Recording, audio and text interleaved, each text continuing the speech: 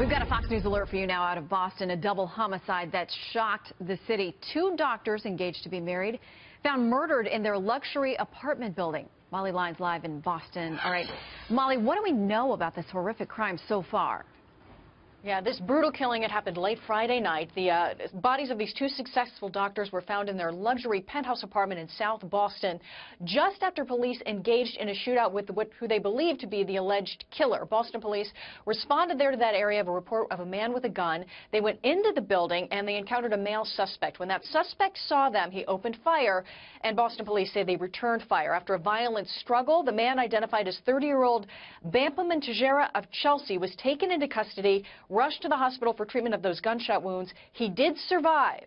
The BPD SWAT team made a protective sweep of the location. That's when the victims were discovered, both suffering from traumatic injuries, pronounced dead there at the scene. They've been identified as Richard Field, 49 years old, a doctor at the North Shore Pain Management Clinic, and Linda Bolanis, 38, a pediatric anesthesiologist at Massachusetts Eye and Ear. Now, according to the Boston Globe, both Field and Bolanis had their throats slit. Citing two officials, the Globe reports those two doctors were bound by the hands and that there was blood on the walls.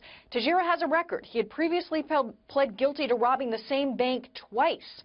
Boston Police Commissioner Bill Evans does not believe that this vicious attack was random. Someone to come here, go up to the 11th floor to a penthouse. We got to believe that there was some type of knowledge of each other here. Now, Tejera pled guilty to both of those bank robberies back in September of 2016. He had been sentenced to nearly a year in a house of correction, 9 months to serve, the balance suspended for a 3-year probationary term, but clearly he was out on the streets. Shannon? Okay, do we have any word yet, Molly, on what charges he could face in this crime?